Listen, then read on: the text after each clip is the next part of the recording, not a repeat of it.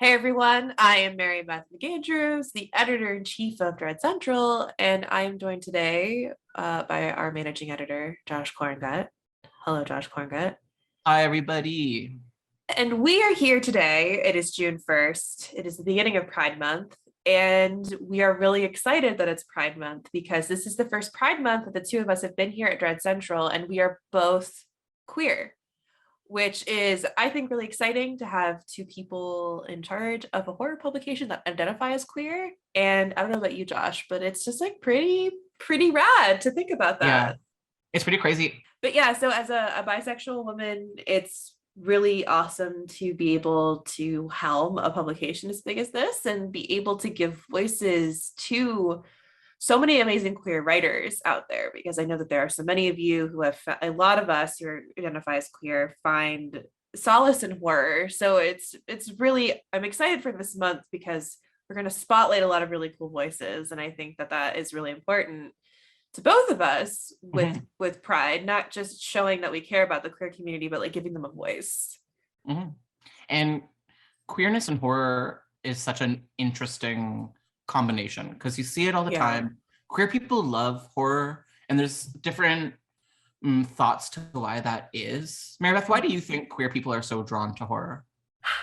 I think for me, a lot of it has been like, I feel like you see yourself more in horror. And a lot of it is subtextual, and especially like older film. A lot of it is very subtextual queerness. But I think just being able to find that subtext is freeing in a way. It's frustrating not being able to have like that full representation, but at the same time, being able to take these villains, especially villains, I think a lot of us gravitate towards villains as queer people because these Yeah. villains are cast aside and put to the side and seen as monstrous, but at the same time you can kind of identify with some of their struggles and what they've been through. And and there's something empowering about a queer person who is painted as a monster to claim that monster as their own instead of trying Mhm. to like push away the definition, being able to embrace it. And like Yeah.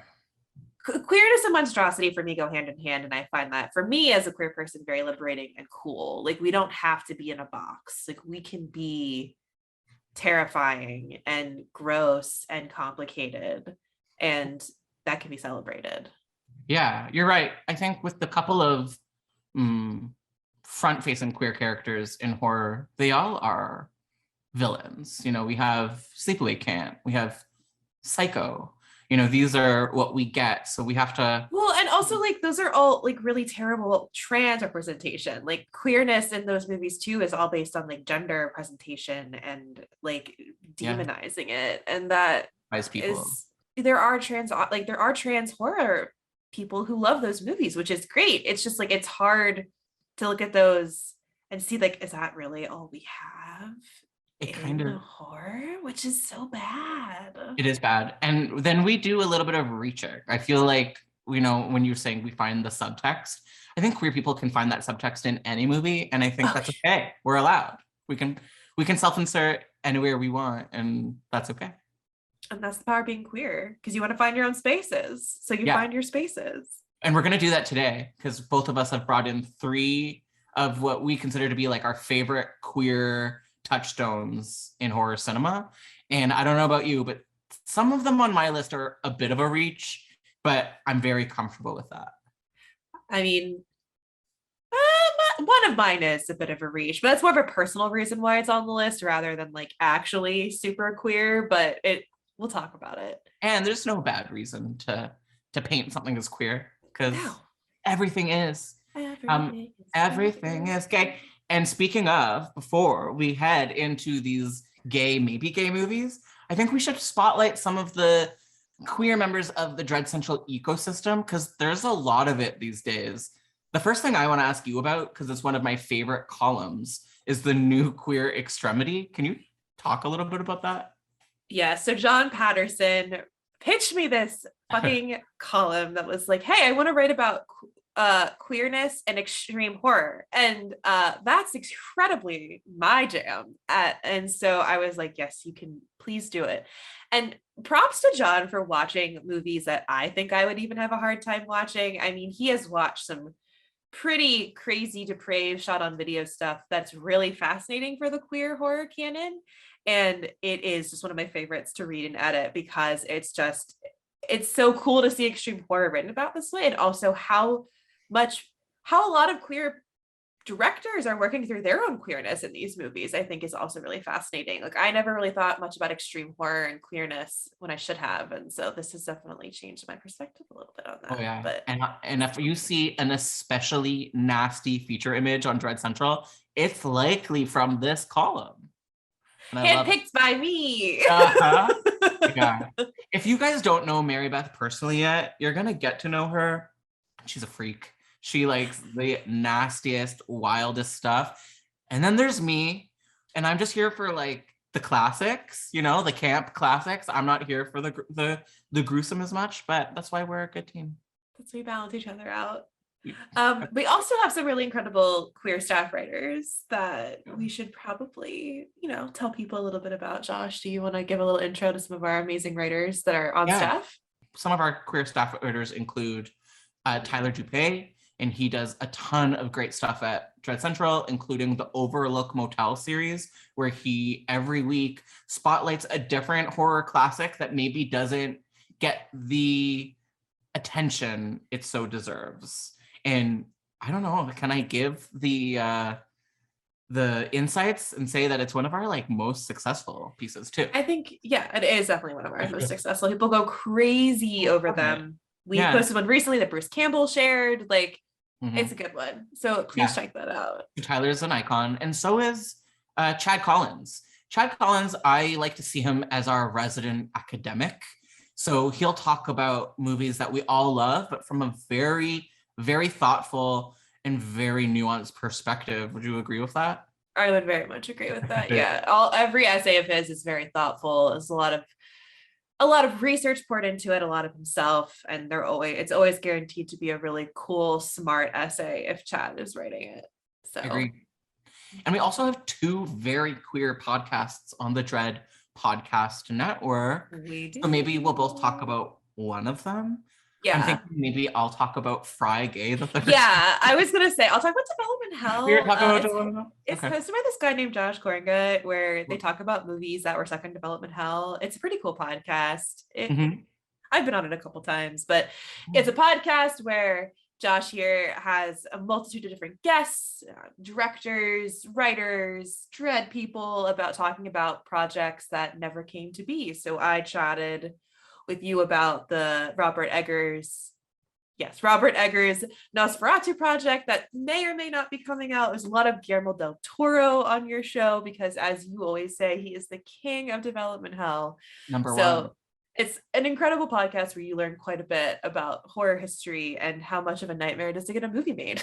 It's truly all I ever want to talk about. And when I was thinking, a million years ago, what would I make a podcast about? It came to mind right away. I want to talk about like alternative horror history and horror movies that never came out. And I will say, Dread Central's newsletter editor, Emily Gagne, kind of also helped point me to the direction as well. Before we move on to another podcast, I want to say the other episodes you were featured on, which were Guillermo del Toro's Hellboy 3, and we did a Hellraiser. And then Behind the Mask, Leslie Vernon too. Wow, we've done 4? Is that 4? So many. I just keep cycling through the Dread ecosystem because I love it here, and we're all cute personalities. And we have one other very queer podcast on the Dread Podcast Network, and that is Fry Gay the 13th. And this is a podcast where we have two queer hosts talking about horror from a queer perspective, and it's not done in you're gonna have to edit this out. And it's done in a pretty unique way. So instead of tackling horror movies directly that we're all heard about a million times, they'll pick a theme like proms and talk about all like of the most frightening proms in horror history. So definitely check it out. Andrew and Maddie host it, and they do a killer job. They do. And you'll see a little bit more of them this month as well in some other content. So keep your eye out for that. They'll be popping up across Dread Central, not just on the podcast feed. Yeah, we are just gaying this place up. I don't know if we actively were trying to, but it has happened. I'm okay with that. That's what I want. And like I think that's the thing is like we're doing Pride Month, but like we are both queer and we want queer content all year round, obviously. And it's nice to have Pride Month as like a way to really kind of show off all that stuff, but really like we're queer all year round. And that sounds really cheesy, but Queer like for we Christmas, queer for Halloween, queer for Easter. like I just so many places do like the Pride Month stuff, and which is great. I mean, honestly, any representation sometimes is good, but it's just like it's nice to just tell everyone, hey, we are gay, we are running this stuff, and we want to keep having those voices out there as much as possible. Yeah. I'm probably have to cut some of that Okay, out. enough about us. I'm so bored about us. I want to talk about gay movies. Can we do it? Yes, let's talk about gay movies. I love gay So movies. I begged Mary Beth for each of us to bring in 3 queer titles that mean a lot to us. And I think we have some interesting stuff. We do Mary have Beth, some interesting what's stuff. your first movie? What's your first movie on the slab? Okay, so the first movie on the slab is a movie that is a problematic fave. It is Alex Aja's film High Tension. And I say this because this was the first movie I ever saw that had like pretty explicit queerness in it. I was a closeted high schooler in the suburbs, like a lot of us were, and I didn't really understand some of the ways I was feeling. I was boy crazy. Like I dated lots of boys. Like I seemed very straight. And I thought I was very straight. Then I went to college. This is a typical story. I took a horror film class and we watched High Tension, especially in discussion about the final girl and like what the concept of the final girl is and playing with that, but also talking about queerness in horror and like queer representation. We also talked about Tetsuo on the Iron Man in this class, but this was like the first movie that got me thinking about queer representation in horror, like really got me thinking about it. And so I always will talk about this movie first because it's incredibly problematic, but also is the first movie that brought me into like the world of queer horror. So I have to kind of give it its flowers this way. And I like that. I mean, we all have problems with it. It's terrible, but I also really like how gory it is. And I also like the conflation of like queerness and goriness was also like big for me. Yeah. So that is always my number one kind of like movies that influenced me as a young queer person, for sure. And it is queer as hell, but it's disgusting. And there's one kill in it that lives rent free in my brain. And I think about it every morning when I get up and have my coffee. And it's the scene, I think it's like the dad or someone. Yeah, it's the dad staircase. Or someone. Yes, he gets his head stuck in the. How would you describe this nasty fucking scene? He basically gets his head stuck between like the slats, and then the killer pushes is it a dresser or some kind of big piece of furniture and like just takes his head off. It's incredible. It's a nasty death, and the mom dies really nasty in the closet too. It's not afraid to muck up the screen, and I have to say I love this movie. I love it. Yeah, I love it. From the problematic opening BJ to the problematic reveal at the end, this movie goes for it. It does go for it. But then, Josh, what about you? What is your first pick? So I was struggling with it, but I think, and I'm saying some of these are kind of a reach, and I'm comfortable with it. But my first one that I'm bringing to the table is Lucky McGee's May. So Lucky McKee. Thank you. Edit that out. Lucky McKee's May. So this movie came out. She's on my shirt. Holy crap! I didn't. That's fun. Where is she? Wait, we have to find her on the boobs. There he is. Hi, Booby May. Yeah, I love her. She's a queer icon to me. So this movie came out in 2002, and it's right up my alley when it comes to campy, fun horror, but also having a little bit on its mind. It stars Angela Bettis as May, as this woman who has some social issues, doesn't know how to make friends, is just trying to survive on her day-to-day life while coping with her trauma, and she's just not doing a really good job. And so something that she does that I really identify with is all she wants is a friend. And she goes about getting a friend in kind of the worst ways, to the point where she eventually makes her own Frankenstein creature to sort of keep her, I don't know, company. And it has one of the most tragic, beautiful final shots in horror history that Yeah. I just love. And there's some explicit queerness between Angela Bettis and Anna Faris in it, but it doesn't go too far. But yeah, there is just something about this movie that reeks lesbian mayhem. That's Yes. kind of how I Well, read because it. Anna Faris is an incredible like femme ditzy lesbian character, which I feel like you don't see a lot. Like Anna Faris is playing like her, her typical character, and she is a lesbian who loves the ladies and is very much hitting on May. Oh yeah.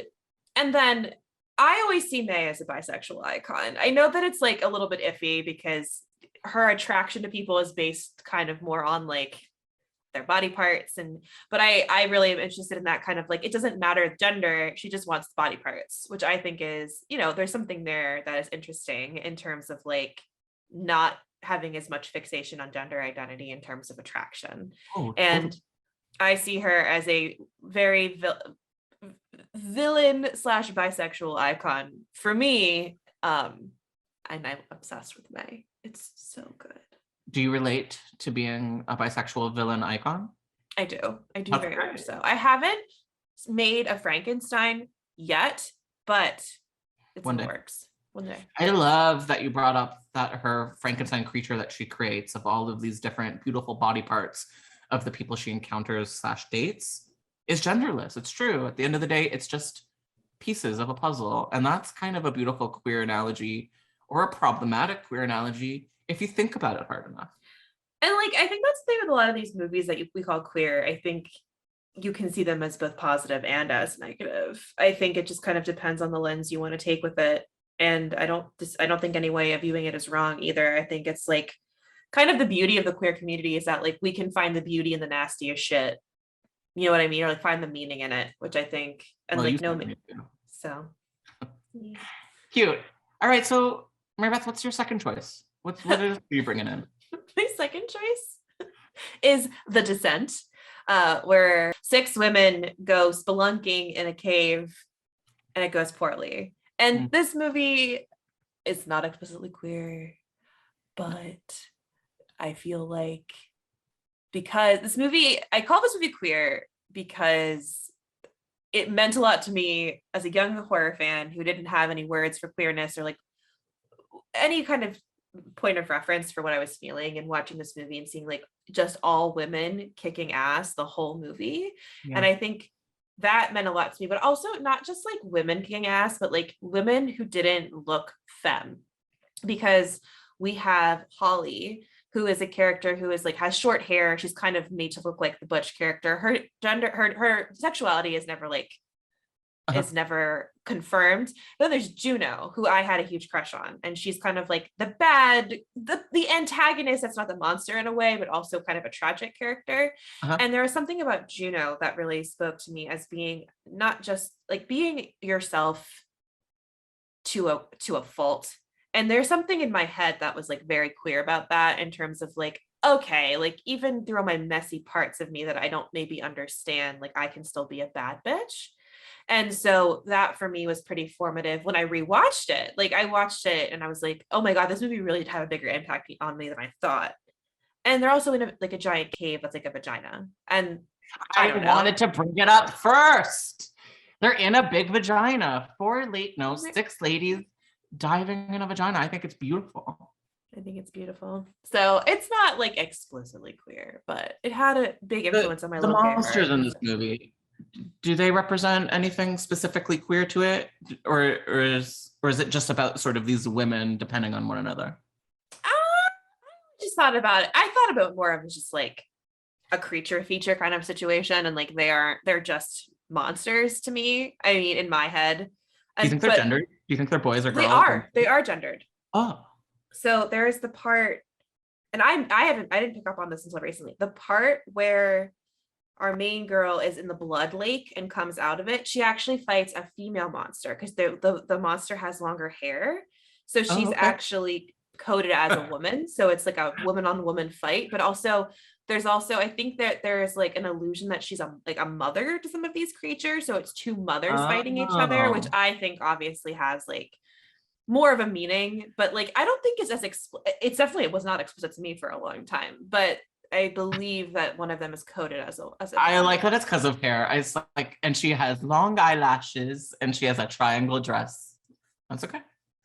We know. She was the color pink. She had a bow, you She know, had and big monster boobs, yeah, big and monster it. boobs, and then just swinging them around, and I'm cutting that out. that's. I think you should keep it. I love The But yeah, Descendant. I've never I seen know. The Descendant Part 2. I haven't either. I think just it's Hmm. one of those situations where the first one is so incredible and good that like I can't experience the second one out of pure Yes, fear that it'll I hear be. it's a mixed bag and not as women centric. So Yeah, and that's a bummer to me. But anyway, Josh, what is your second choice? so another lesbian cornucopia for the books. I have brought in Yay. The Haunting of Bly Manor, season 2 in Mike Flanagan's Haunting series on Netflix. So this was one of these series that I watched right at the middle or maybe in the heart of the pandemic, and it made me weep. It is such a tragic queer love story that there's just something about it that I really, really connected with. I also have this fixation with forever and the void, and yeah, Oh, like okay. like what is worse than death? I'm like very obsessed with like having to live forever in a cycle, and they play with this really beautifully. And when this came out, I think was around the time the queer zeitgeist was getting a little bit more sensitive to lesbians dying in every piece of pop culture they appear in. Mm-hmm. And the dead lesbian is definitely a trope in this as well, spoiler alert, but I give it a little bit of a pass just because it is so the heart of the series is this queer sort of lesbian love dynamic, and it's just so well played out. It's um so good. I'm gonna cry thinking it's about so it. good. Oh, it's And so my very first good. editorial ever for Dread Central was on the queer tragedy of Bly Manor. So I have that sort of connecting me with Dread. Oh, And also Victoria Pedretti, what a lesbian icon, right? Like I don't know what she is IRL, but I just feel like lesbians and queer women just are obsessed with her. yes, She's agreed. just so hot. She is. She's just a hottie. I do watch You. I do not watch You, I do but not watch I you. watch. I do not. I do I not just feel like watch I'd watch it for her. you. Yeah, I'd watch. that's true. I would just watch it for her. When is she getting a Marvel movie? Probably in talks right now. It's absolutely. She's the new Florence Pugh. She kind of has a Pugh energy. I feel like gives me more of the Scarlett Johansson, like Black Widow energy. Hmm. But Maybe like a am I just a millennial gay, but like a bit of a Sarah Michelle Gellar vibes. Blonde with big eyes. I guess she's not always blonde. Eh, Give me a bit of a Buffy vibes. And I love her. And I'm claiming her as a queer icon. okay, I accept it. Mary Beth, what's your third and final select? My third and final select is the XFiles, and it's because this is how I Yeah. came out to my mom. Whoa. So, Interesting.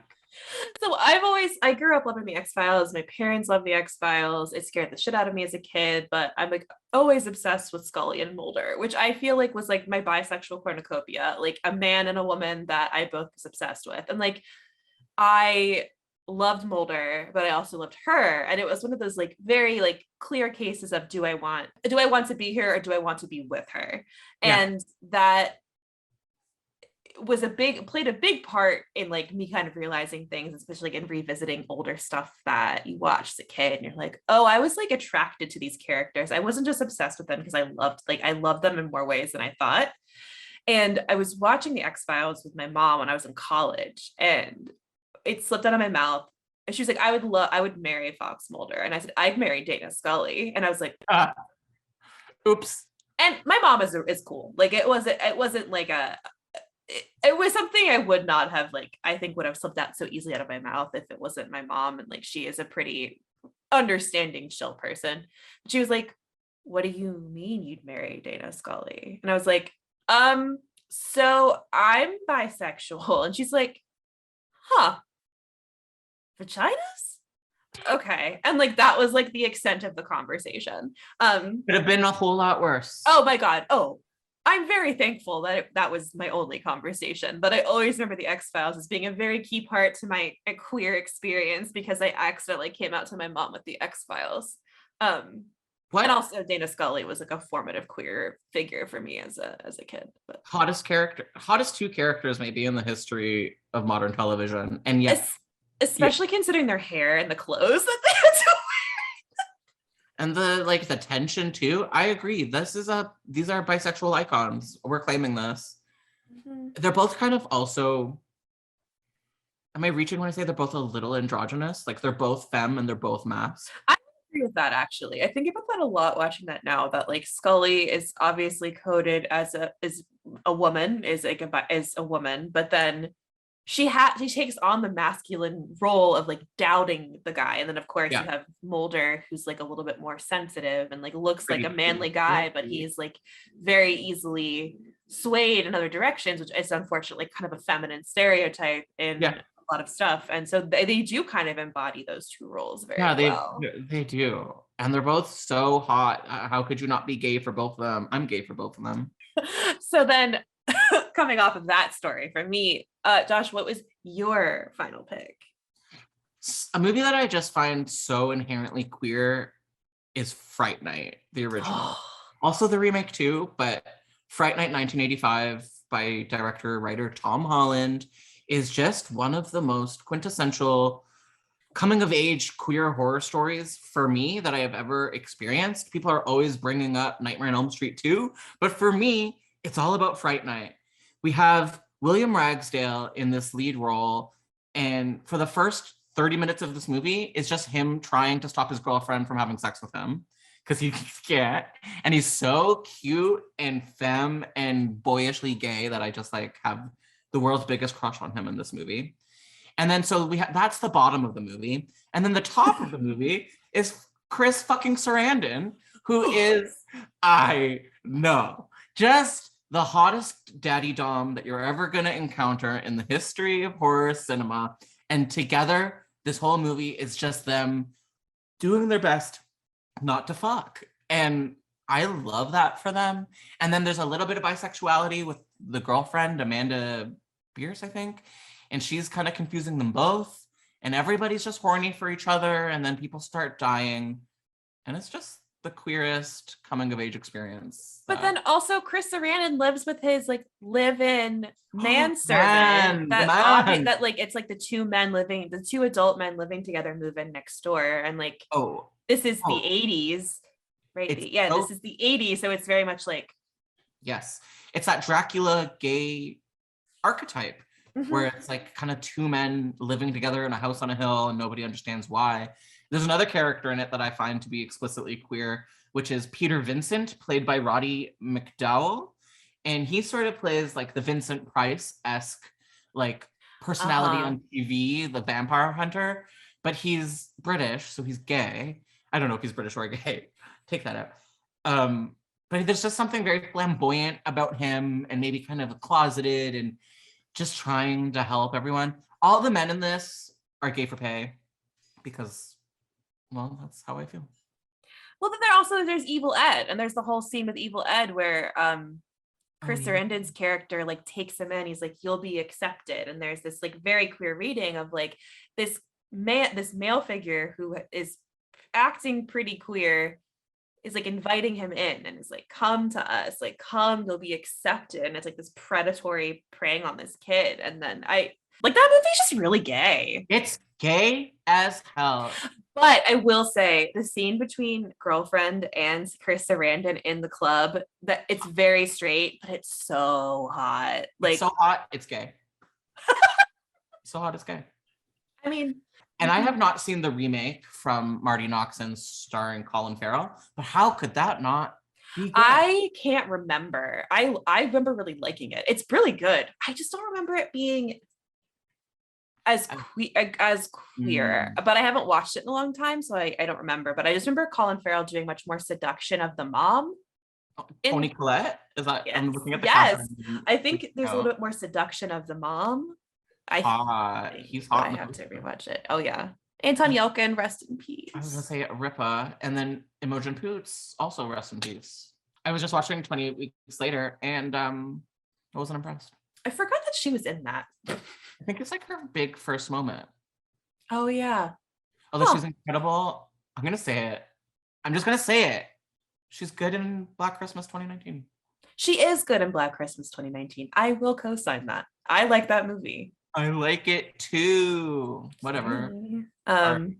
Wait, Black Christmas 2019 or Black Xmas 2006? Oh, 2019 for me. Obviously, what kind of question is that? But people like both, so. They do. I just, Josh, thank you so much for chatting with me about the beginning of Pride Month and sharing all of our stuff with everybody. I'm so excited for the rest of this month. There's some incredible written content, video content that's coming out from creators all over the horror sphere. So we're really excited to share all that with y'all. And so make sure to follow Dread Central across social at Dread Central on Facebook, Twitter, Instagram, and TikTok, where you can see all of our amazing stuff. You can also follow us on Twitter. I'm at MB McAndrews. Josh, plug yourself. Where can people find you and also your podcast? Well, I'm at Josh Korngut, wherever you want to find me. And then you can also find Development Hell on Twitter at Devil Hell Pod and on Instagram at Development Hell Pod. So once again, everyone, thanks so much for watching. And we're excited for everything coming out this June. Bye.